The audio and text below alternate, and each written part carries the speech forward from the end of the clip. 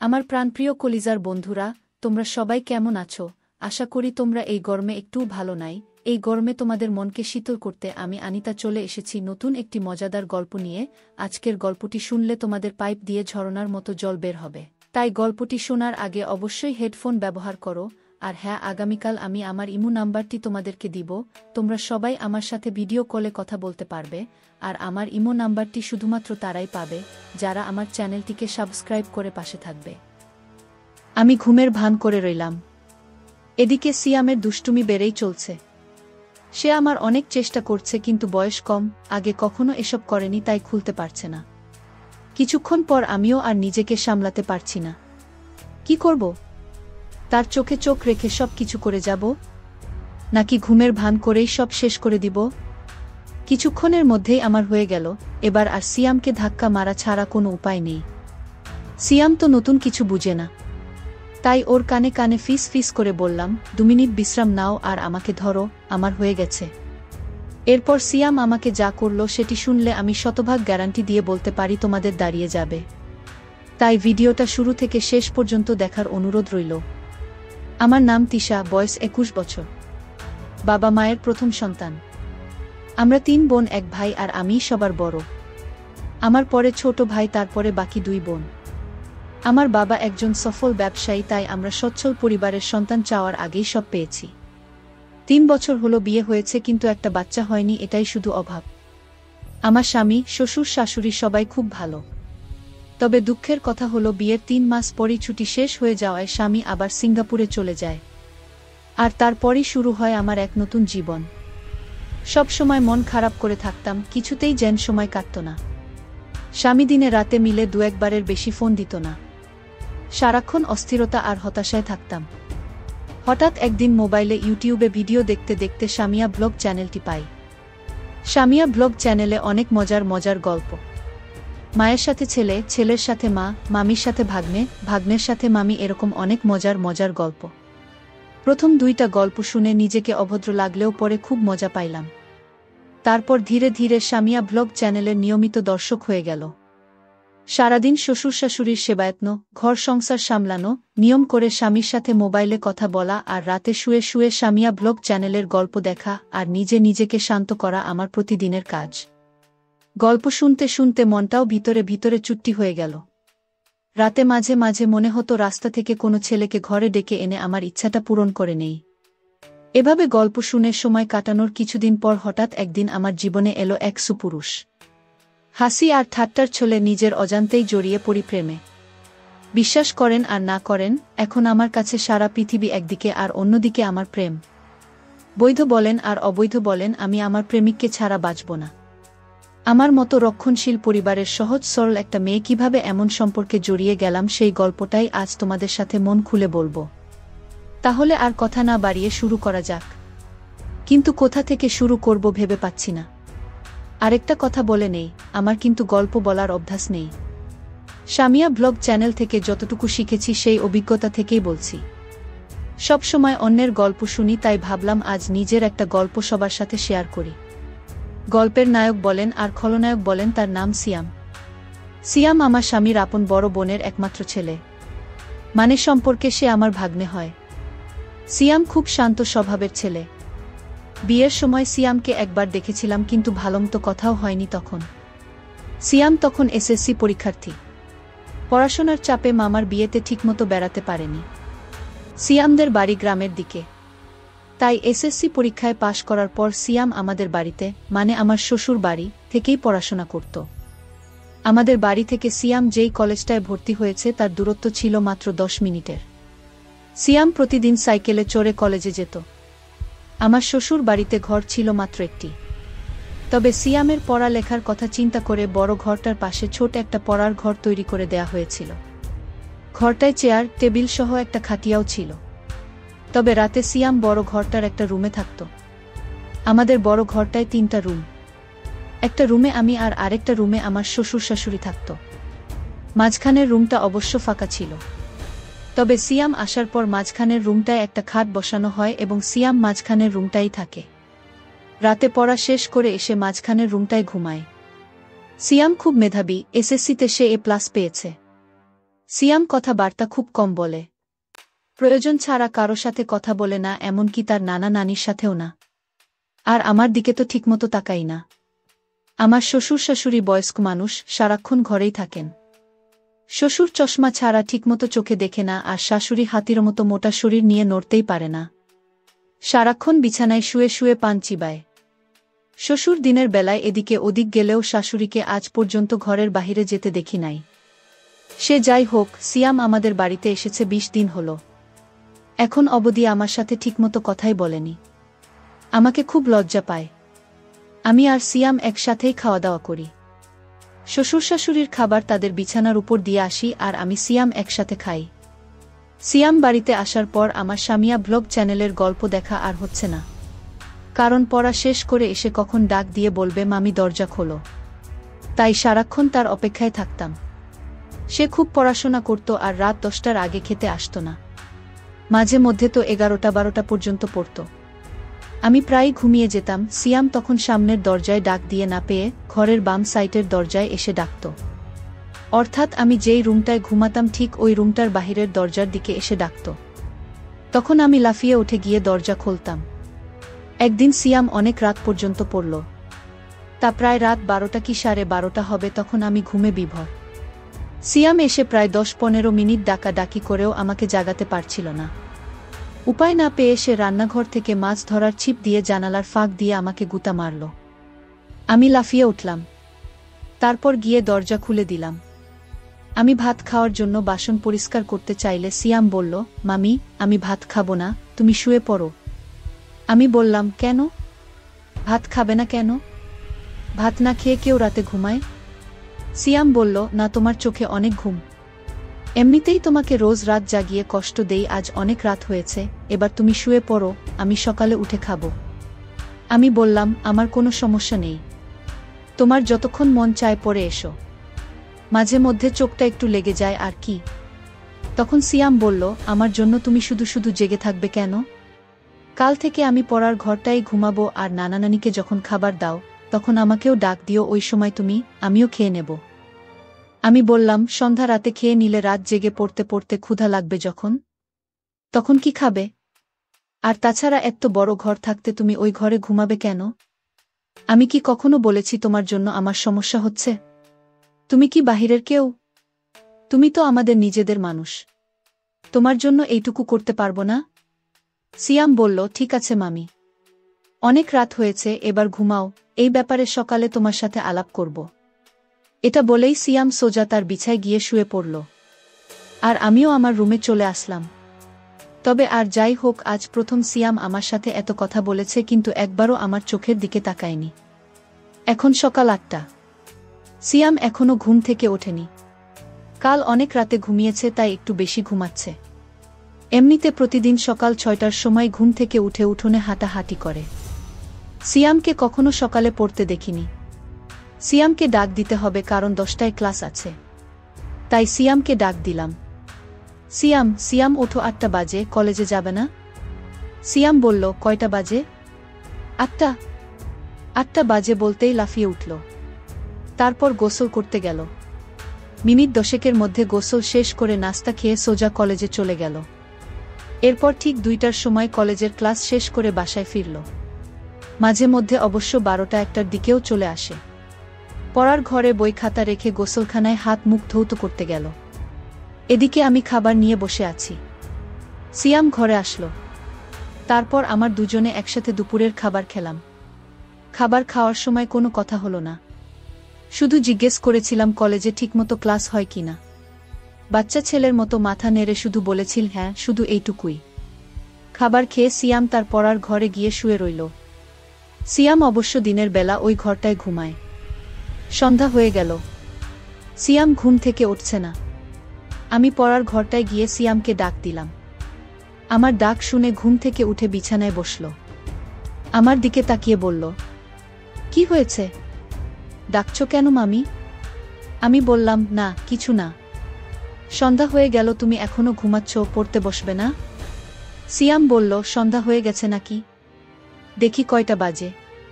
সিয়াম পড়ার টেবিলে রাখা তার হাত ঘড়িটায় টাইম দেখে গোসলখানায় হাত মুখ ধৌত করার জন্য চলে গেল।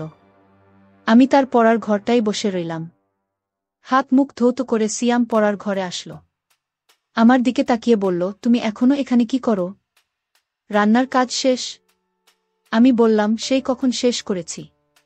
কেন ক্ষুধা লাগছে নাকি? সিয়াম বলল, আরে না, কি যে বলো, এই সন্ধ্যার সময় ক্ষুধা লাগে নাকি? তবে চা হলে ভালো হতো। আমি বললাম, চা পাতা মনে হয় ঘরে নেই। কাল থেকে তোমাকে চা করে দেব, ঠিক আছে? সিয়াম বলল, ঠিক আছে। এখন যাও, আমি পড়তে বসব। আমি বললাম, আচ্ছা বাবা, তুমি মনোযোগ দিয়ে পড়ো, আমি গেলাম। আমি আমাদের বড় ঘরটায় চলে আসলাম। ঘণ্টা দুয়েক পরে শ্বশুর শাশুড়িকে রাতের খাবার দিলাম। শ্বশুর শাশুড়ি খাচ্ছে, আমি পাশেই বসে আছি। হঠাৎ শ্বশুর বলল, বৌমা, সিয়াম ঠিকমতো পড়ালেখা করে তো? তুমি একটু খেয়াল রেখো। আমি বললাম, বাবা, আপনি কোনো চিন্তা করবেন না, সিয়াম খুব ভালো ছেলে, তাকে পড়ার জন্য বলতে হয় না। সে নিজেই নিজের পড়া শেষ করে নেয়। শ্বশুর বলল, তা জানি, কিন্তু তারপরেও আমাদের দায়িত্ব আছে না?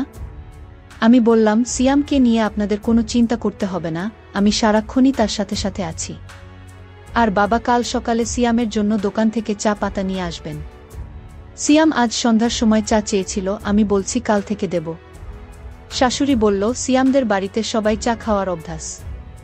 আমিও একবার তোমাকে বলবো বলবো বলেও ভুলে গেছি। তোমার শ্বশুরের আনার দরকার নেই। বাজার সদাই যা লাগে এখন থেকে সিয়ামকে দিয়েই নিয়ে আসবে।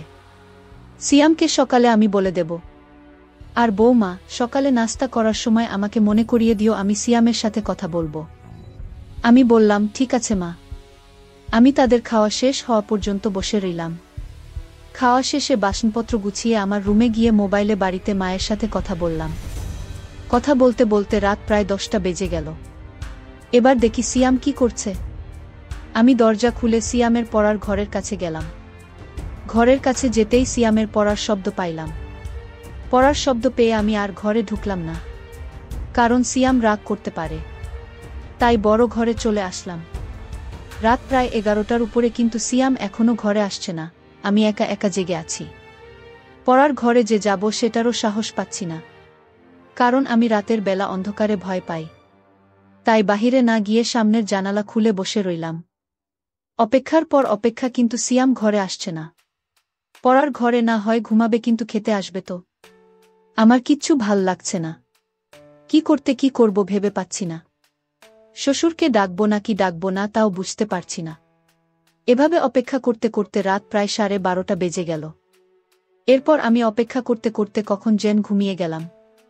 সকালে ঘুম থেকে উঠে শাশুড়িকে আমি জিজ্ঞেস করলাম, মা, সিয়াম ঘরে আসে নাই? শাশুড়ি বলল, না। কেন, কি হয়েছে বৌমা? আমি বললাম, না কিছু না মা, সিয়াম কাল রাতে বড় ঘরে আসে নাই, পড়ার ঘরেই ঘুমাইছে। আমি অনেক রাত পর্যন্ত অপেক্ষা করে কখন যে ঘুমিয়ে পড়েছি নিজেও জানি না। শাশুড়ি বলল, কি বলো বৌমা? সিয়াম পড়ার ঘরে ঘুমাবে কেন? এই ঘরে কি তার সমস্যা হয়? আমি বললাম, কি জানি মা, আমি তো সারাক্ষণই তার খেয়াল রাখি। আমার মনে হয় সিয়াম আমাকে লজ্জা পায়। আচ্ছা মা, আমাকে লজ্জা পাওয়ার কি আছে? আমি তো ওর মার মতোই, তাই না? শাশুড়ি আমাকে বলল, সিয়ামকে ডাকো। সে তোমাকে লজ্জা পাবে কেন? তুমি তো তাকে অনেক খাতির যত্ন করছো, সেটা তো আমি নিজেই দেখছি। তাহলে সে এমন করবে কেন? এটা তো ঠিক না। সে এখানে লেখাপড়া করবে, যখন যা লাগবে তোমাকে বলবে, তুমি না দিলে আমাদের বলবে। আর তুমি তো আমার লক্ষ্মী বৌমা, কত সুন্দর করে সংসারের সব দায়িত্ব নিজের কাঁধে নিয়েছ। কই সিয়াম, কই, ডাকো তাকে। আমি বললাম, ঠিক আছে মা, আপনি চিন্তা করবেন না, কয়দিন গেলে এমনিতেই লজ্জা চলে যাবে। দেখি সিয়াম কি করছে, এখনো ঘুম থেকে কেন উঠছে না? 8টার উপরে বাজে, কলেজের সময় হয়ে যাচ্ছে না? আমি শাশুড়ির সাথে কথা বলে সিয়ামের পড়ার ঘরে গেলাম। এখনো দরজা বন্ধ, তার মানে সিয়ামের ঘুম ভাঙ্গেনি। আমি দরজায় টোকা মেরে সিয়াম সিয়াম বলে ডাকতে লাগলাম। সিয়ামের কোনো সাড়া শব্দ নেই। অনেকক্ষণ ধরে ডাকছি, কিন্তু তার কোনো হুঁশই নেই। ঘরটায় আবার কোন জানালাও নেই যে তাকে জানালার পাশে গিয়ে ডাকি। পুরো ঘরটায় একটাই দরজা। যাই হোক, এবার জোরে জোরে দরজায় থাপ্পড় মারতে থাকলাম। প্রায় 15-20 মিনিট ডাকাডাকির পর সিয়াম দরজা খুলল। দরজা খুলেই আবার বিছানায় গিয়ে শুয়ে পড়ল। আমি বুঝতে পারলাম না ঘুমে কাতরাচ্ছে নাকি অসুস্থ হয়ে পড়ল। আমি ঘরে ঢুকে তার মাথায় হাত দিলাম। হাত দিতেই দেখি শরীরে প্রচণ্ড জ্বর। শরীরটা যেন পুড়ে যাচ্ছে। আমি ভয় পেয়ে গেলাম। দৌড়ে বড় ঘরে এসে শাশুড়িকে বললাম। শাশুড়ি তো আবার সুন্দরবনের হাতি, চলাফেরা করতে পারে না। তাই আমাকে বলল, বৌমা, সিয়ামের শরীরটা ভিজা কাপড় দিয়ে মুছে দাও আর কপালে জলপট্টি দাও। আমি শাশুড়ির কথামতো বালতিতে পানি নিয়ে সিয়ামের শরীর থেকে কাঁথা সরিয়ে তার টি-শার্ট খুলে সারা শরীর ভিজা কাপড় দিয়ে মুছে দিলাম। তারপর কপালে জলপট্টি দিলাম। প্রায় ঘণ্টাখানি তার পাশে বসে রইলাম। এরপর আস্তে আস্তে সিয়াম চোখ খুলতে লাগল। আমি তাকে ধরে উঠে বসালাম। বসানোর পর সিয়াম আমাকে বলল, মামি, রাতে যখন জ্বর অনুভব করি তখন সাথে সাথে গিয়ে তোমাকে ডাক দিয়েছিলাম, কিন্তু তুমি গিয়েছিলে তাই তোমাকে আর বেশি ডাকাডাকি করিনি। আমি বললাম, এটা কোনো কথা হলো সিয়াম? তুমি অসুস্থ, একা একা এই ঘরে কেন ঘুমালে? আমার জানালায় জোরে থাপ্পড় মারতে, নয়তো বাম দিকের দরজাটায় জোরে একটা লাথিই মারতে। এভাবে একা একা কষ্ট করার কোনো মানে হয়? এভাবে 10 মিনিট কথা বলার পর সিয়াম উঠে দাঁড়ালো। তারপর খাট থেকে নেমে সোজা গোসলখানায় গেল। গোসলাখানা থেকে হাত মুখ ধৌত করে বড় ঘরে গেল। সিয়ামকে বড় ঘরে যেতে দেখে আমিও বড় ঘরে চলে গেলাম। বড় ঘরে এসে তাকে নাস্তা দিলাম। নাস্তা করতে করতে তার শরীরের জ্বর কিছুটা কমে গেল। কলেজে যাওয়ার মতো সময় আর শরীরের কন্ডিশন কোনটাই ছিল না। তাই সিয়াম আজ কলেজে গেল না, বাড়িতেই হাঁটাহাঁটি করছে। আমি রান্না করছি, হঠাৎ দেখি সিয়াম আমার পেছনে দাঁড়িয়ে আছে। আমি বললাম, কি ব্যাপার, রান্না শিখবে নাকি? সিয়াম বলল, না, ভাবছি তুমি সারাদিন একা একা কত কাজ করো, সবার খেয়াল রাখো, সত্যিই তুমি অনেক ভালো। কেন যে তোমার সাথে এতদিন কথা বলিনি। আমি আসলে তোমাকে লজ্জা পেতাম, তাই তোমার সামনে কম আসতাম, কম কথা বলতাম। তাছাড়া আমি মেয়েদের কাছ থেকে একটু দূরেই থাকি। আমি বললাম, কেন? মেয়েদের কাছ থেকে দূরে কেন? মেয়েরা কি বাঘনা ভাল্লুক? সিয়াম বলল, আরে না, তুমিও দেখছি কলেজের মেয়েদের মতো কথা বলো। আমি বললাম, কলেজে আবার মেয়ে বন্ধু নাই তো? সিয়াম বলল, আরে না, আমাদের ক্লাসের একটা মেয়ে আছে, অযথাই গায়ে পড়ে কথা বলে। আমি বললাম, তাই নাকি? তা মেয়েটার নাম কি? সিয়াম বলল, বিশ্বাস করো, আমি ওর নামও জানি না, আর জানার ইচ্ছাও নাই। তাকে দেখলেই আমার প্রচণ্ড রাগ হয়। গায়ে পড়ে কথা বলা মেয়েদের আমি একদম পছন্দ করি না। আমি বললাম, তাহলে তো তুমি আমাকেও পছন্দ করো না, কারণ আমিও তো তোমার গায়ে পড়ে কথা বলি। সিয়াম বলল, তুমি কি বাহিরের মানুষ নাকি? তুমি তো আমার সাথে যখন খুশি কথা বলতে পারো। বলতে গেলে, তোমার সাথে কথা না বলে আমি অপরাধ করেছি। তোমার জায়গায় অন্য কেউ হলে এতটা খেয়াল রাখত না। তুমি সত্যিই খুব ভালো। আমি বললাম, হয়েছে, আর হাওয়া দিতে হবে না। এবার যাও, আমার মোবাইলটা দিয়ে তোমার মাকে একটা ফোন দাও। তোমার অসুখের খবর জেনে গেছে। সিয়াম বলল, মাকে আবার জানালে কেন? আমি বলিনি, তোমার নানি বলেছে। নানি? এই নানিকে নিয়ে আর পারলাম না, সব কিছুতেই বাড়াবাড়ি করে। সিয়াম আমার রুমে চলে গেল। আমি রান্না শেষ করে গোসলখানায় গেলাম। গোসল শেষ করে শ্বশুর শাশুড়িকে দুপুরের খাবার দিয়ে আমি আর সিয়াম একসাথে খাবার খাইলাম। দুপুরের খাবার শেষ করে সিয়াম পড়ার ঘরে চলে গেল। আমি বাসনপত্র গুছিয়ে দেখি সে বড় ঘরে নেই। আমি সিয়ামের পড়ার ঘরে গিয়ে সিয়ামকে ডাক দিয়ে বললাম, এই ঘরে ঘুমানোর দরকার নেই, বড় ঘরে আসো, আবার শরীর খারাপ করলে উঠে দাঁড়াতে পারবে না। সিয়াম তখন আমার কথা আর অমান্য করল না। আমার পেছন পেছন বড় ঘরে এসে মাঝখানের রুমটার খাটে বসে রইল। আমি তাকে বললাম, সিয়াম, মাঝের রুমে ঘুমাতে অসুবিধা হলে তুমি আমার রুমে গিয়ে ঘুমাও। আমি দুপুরে বেশি ঘুমাই না, তুমি যাও আমার রুমে গিয়ে ঘুমাও। আসলে মাঝের রুমটা একটু খোলা মেলাতো, তাই সিয়াম এখানে ঘুমাতে স্বাচ্ছন্দ্যবোধ করে না। তারপর সিয়াম আমার কথামতো আমার রুমটায় গিয়ে শুয়ে পড়ল। এদিকে শাশুড়ি ডাকছে পান খাবে, চুনের কৌটা খুঁজে পাচ্ছে না। চুনের কৌটা দিতেই শাশুড়ি জিজ্ঞেস করল, সিয়াম কোথায়?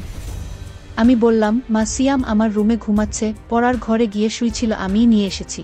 বলা তো যায় না, আবার কখন শরীরটা খারাপ করে বসে, আর মাঝের রুমটায় সিয়াম ঘুমাতে পছন্দ করে না, এজন্য আমিই বলেছি আমার রুমে গিয়ে ঘুমাতে। শাশুড়ি বলল, ভালোই করেছ, মাঝের রুমটা আসলে থাকার উপযুক্ত না। দেখো, সিয়ামকে বলো এখন থেকে তোমার সাথেই ঘুমাতে, রাতে পড়া শেষ করে তোমার সাথেই ঘুমাবে। তুমি তো আর তাকে কম আদর যত্ন করছো না? তোমার কথা না শুনে পারবে না। আমি বললাম, মনে হয় না আমার সাথে ঘুমাবে। তবে আজ আমার সাথে অনেক কথা বলেছে। এতদিন তো লজ্জায় কথাই বলেনি। আজ মামির সাথে খুব কথা বলেছে। শাশুড়ি বলল, বলেছিলাম না, কয়েকদিন গেলে ঠিক হয়ে যাবে। আর তুমি যেই খাতির যত্ন করছো ওর মা চেয়ে কম না। আমি বললাম, কি বলেন মা, সিয়াম তো আমাদের ছেলের মতোই। তাছাড়া সিয়ামের মামা সিয়ামকে অনেক ভালোবাসে। প্রতিদিনই ফোনে সিয়ামের খোঁজ খবর নেয়। সিয়ামকে কি আমি যত্ন না করে পারি? শাশুড়ি বলল, না রে মা, তোর মতো বউ পাওয়া ভাগ্যের ব্যাপার। এই বলে শাশুড়ি প্রায় কেঁদে দিল। আমি চলে আসলাম আমার রুমে। এসে দেখি সিয়াম ঘুমায়নি, মোবাইলে গেমস খেলতাছে। আমি বললাম, গেমস খেলার দরকার নেই, রাতে জ্বরের জন্য ভালোমতো ঘুমাতে পারোনি, এখন একটু ঘুমাও। সিয়াম বলল, তুমি কি করবে? তুমি ঘুমাবে না? আমি বললাম, না আমি ঘুমাবো না। আর ঘুমালেও সমস্যা নেই, খাট তো আর ছোট না, তোমার পেছনে শুয়ে পড়ব। সিয়াম বলল, কি বলো? আমি কারো সাথে ঘুমাই না, আমি একা একা ঘুমাতেই পছন্দ করি। তাছাড়া আমার ঘুমের স্টাইল ভালো না, ঘুমের মধ্যে হাত পা কখন কোথায় যায় নিজেও জানি না। আমি হেসে বললাম, হাত পা আর কোথায় যাবে? এই রুম ছেড়ে তো আর যাবে না। সিয়াম বলল, তুমি তো দারুণ কথা জানো। হাসতে হাসতে, তুমি খুব মজার মানুষ, তোমার মনটা অনেক ভালো। আমি বললাম, এত ভালো ভালো বলা লাগবে না, এবার ঘুমানোর চেষ্টা করো। তোমার অমত থাকলে আমি মাঝের রুমে গিয়ে ঘুমাই। সিয়াম বলল, না না, সমস্যা নেই, আমার চোখে এত ঘুম নেই এখন। তুমি সারাক্ষণ কাজকর্ম করো, তোমার এখন একটু বিশ্রাম দরকার। তুমি ঘুমাও, আমি সাইলেন্স মুডে তোমার মোবাইলটায় একটু গেমস খেলি। আমি বললাম, আচ্ছা তুমি গেমস খেলো, আমি ঘণ্টাখানি ঘুমাই।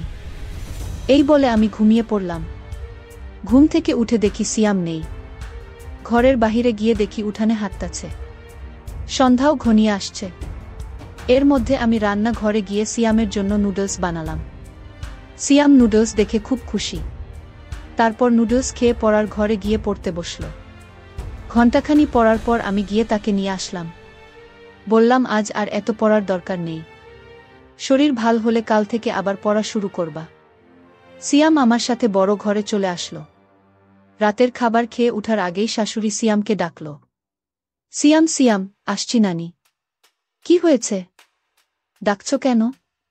সিয়ামের নানি বলল, ওই ছোট ঘরটা বানাইছি তোর পড়ার জন্য, থাকার জন্য না। মাঝের রুমটায় ঘুমাতে না পারলে তোর মামির সাথে ঘুমা। তোর মামি কি তোকে কম আদর করে? মুরব্বিদের কথা শুনতে হয়, শুধু লেখাপড়া করলে হয় না, আদব কায়দাও শিখতে হয়। সিয়াম বলল, ঠিক আছে, তুমি ঘুমাও, আমি মামির সাথেই ঘুমাবো। শাশুড়ির সাথে কথা বলে সিয়াম যখন মাঝের রুমের খাটে বসল, ঠিক তখনই হঠাৎ তার শরীরটা আবার আগুনের মতো গরম হতে লাগল। শরীরটা যেন পুড়ে যাচ্ছে। সিয়াম মামি মামি বলে ডাকতে লাগল। আমি আমার রুমে ছিলাম, দৌড়ে গেলাম সিয়ামের কাছে। আমি বললাম, কি হয়েছে সিয়াম? সিয়াম বলল, মামি দেখো, আমার শরীরটা আবার গরম হয়ে যাচ্ছে, শরীরটা যেন কাঁপছে। আমি বললাম, ঠিক আছে বাবা, তুমি বসো, আমি তোমার শরীরটা ভিজা কাপড়ে মুছে দিচ্ছি। আমি শাশুড়িকে বললাম, মা, সিয়ামের আবার খুব জ্বর এসেছে, শরীরে আগুন ধরার অবস্থা, কি করব? শরীরটা মুছে দাও, আর দেখো তোমার শ্বশুরের ওষুধের কৌটায় প্যারাসিটামল ট্যাবলেট আছে, একটা খাইয়ে দিয়ে তোমার সাথে নিয়ে শুয়ে দাও। রাতে জ্বর না কমলে সকালে ডাক্তারের কাছে নিয়ে যাইও। আমি শাশুড়ির কথামতো তাই করলাম। আমার রুমে নিয়ে খাটে শোয়াইয়া তার সারা শরীর ভিজা কাপড় দিয়ে মুছে দিলাম। সিয়াম জ্বরে খুব কাঁপছে দেখে আলমারি থেকে একটা কম্বল নামিয়ে দিলাম। আমি আর সিয়াম পাশাপাশি শুয়ে রইলাম। আমি সিয়ামের মাথায় হাত বুলাতে লাগলাম। জ্বরে সিয়ামের শরীর ভূমিকম্পের মতো কাঁপছে। তার কাঁপুনি দেখে আমি তাকে জড়িয়ে ধরলাম। তারপরও যেন কাঁপুনি থামছে না। অনেকক্ষণ পর কাঁপুনিটা একটু কমেছে, এবার তার চোখে একটু ঘুমও দেখা যাচ্ছে। এদিকে আমার চোখেও ঘুম এসে গেছে। আমি সিয়ামের মাথায় হাত বুলাতে বুলাতে কখন জানি ঘুমিয়ে গেলাম। গভীর রাতে সিয়ামের জ্বর আবার বেড়ে যায়, কিন্তু আমি টের পাইনি। জ্বরের কাঁপুনিতে সিয়াম আমাকে জড়িয়ে ধরে। সিয়াম যখন আমাকে ধরেছিল সম্ভবত আমার এলোমেলো ছিল। আমার স্পর্শে তার ইচ্ছার বিরুদ্ধেই তার শক্ত হয়ে যায়। নিজেকে সামলাতে না পেরে অবশেষে সে আমার করতে থাকে। আমি প্রথম কোনো কিছু টের পাইনি। সিয়াম যখন কিছুক্ষণ আমি টের পাইলাম, কিন্তু সিয়ামের জ্বর বুঝতে পেরে আমি আর কিচ্ছু বললাম না। জেগেও ঘুমানোর ভান করলাম। তবে একটা কথা সত্য, এতদিন আমি যাই করেছি বলেছি না কেন, আমি সিয়ামকে কখনো অন্য চোখে দেখিনি। সিয়াম আসার পর আমার রুটিনই চেঞ্জ হয়ে গিয়েছিল। জানি না কেন, তবে সিয়ামকে নিয়ে আমার কোনো অন্য মানসিকতা ছিল না। তার প্রতি আমার যতটুকু দায়িত্ব কর্তব্য ছিল আমি তার সবটুকুই পালন করার চেষ্টা করেছি। প্রত্যেকটা মেয়েরই কিছু কষ্ট থাকে, তাই বলে সব জায়গায় সবার সাথে সব কিছু করে না, ভাবেও না। যাই হোক, আমি ঘুমের ভান করে রইলাম। এদিকে সিয়ামের দুষ্টুমি বেড়েই চলছে। সে আমার অনেক চেষ্টা করছে, কিন্তু বয়স কম, আগে কখনো এসব করেনি, তাই খুলতে পারছে না। কিছুক্ষণ পর আমিও আর নিজেকে সামলাতে পারছি না। কি করব? তার চোখে চোখ রেখে সব কিছু করে যাব, নাকি ঘুমের ভান করেই সব শেষ করে দিব? কিছুক্ষণের মধ্যেই আমার হয়ে গেল, এবার আর সিয়ামকে ধাক্কা মারা ছাড়া কোনো উপায় নেই। সিয়াম তো নতুন কিছু বুঝে না, তাই ওর কানে কানে ফিস ফিস করে বললাম, 2 মিনিট বিশ্রাম নাও আর আমাকে ধরো, আমার হয়ে গেছে। এরপর সিয়াম আমাকে। সকাল হতেই আমি নাস্তা তৈরি করতে চলে গেলাম রান্নাঘরে। নাস্তা করে প্রতিদিনকার মতো কাজকর্ম করতে লাগলাম। সিয়াম নাস্তা করে পড়ার ঘরে চলে গেল, কলেজে গেল না। গোসল করার সময় যখন হলো তখন পড়ার ঘর থেকেই জোরে জোরে মামি মামি বলে ডাকতে লাগল। আমি গিয়ে বললাম, কি হয়েছে? সিয়াম বলল, আসো এই ঘরে একবার করে গিয়ে গোসল করি। আমি বললাম, শোন সিয়াম, রাতের খাবার রাতেই খেতে হয়, আর প্রয়োজনের বেশি কোনো কিছু ভালো না। দিনের বেলায় কখনো কল্পনাও করো না। যদি কখনো কারো চোখে পড়ে বা কোনো প্রকার সন্দেহ হয় তাহলে তোমার আমার দুজনের জীবনই নষ্ট হয়ে যাবে। আমি যা বলি তা অক্ষরে অক্ষরে পালন করবা, তা না হলে জীবন নষ্ট হয়ে যাবে, সমাজে মুখ দেখাতে পারবে না। বুঝতে পারছো? সিয়াম মাথা নাড়িয়ে বলল, হ্যাঁ বলল। তারপর থেকে সিয়াম আর কোন দিন দিনের বেলা জন্য বায়না ধরেনি, আর আমার কথার বাহিরেও যায়নি। আর আমি তখন থেকে নিয়মিত পিল খেতে থাকলাম। এভাবেই চলছে মামি ভাগ্নের। গত 3 বছর ধরে আমরা করে যাচ্ছি। এর মধ্যে আমার স্বামীও একবার বাড়িতে এসে গেছে, কিন্তু কোনো প্রকার সমস্যা হয়নি। যদি সিয়াম আমার কথা মতো চলে তাহলে ভবিষ্যতেও কোনো সমস্যা হবে না। সারা জীবন আমাদের সম্পর্ক থাকবে। বন্ধুরা, আমি আসবি অনেক কষ্ট করে তোমাদের জন্য ভিডিও বানাই, আর পরবর্তী গল্পে আমি আমার ইমো নাম্বার দিব এবং তোমরা সবাই আমার সাথে ভিডিও কলে কথা বলতে পারবা। শুধুমাত্র যারা আমার চ্যানেলটিকে সাবস্ক্রাইব করবে আমি তাদের সাথে ভিডিও কলে কথা বলবো।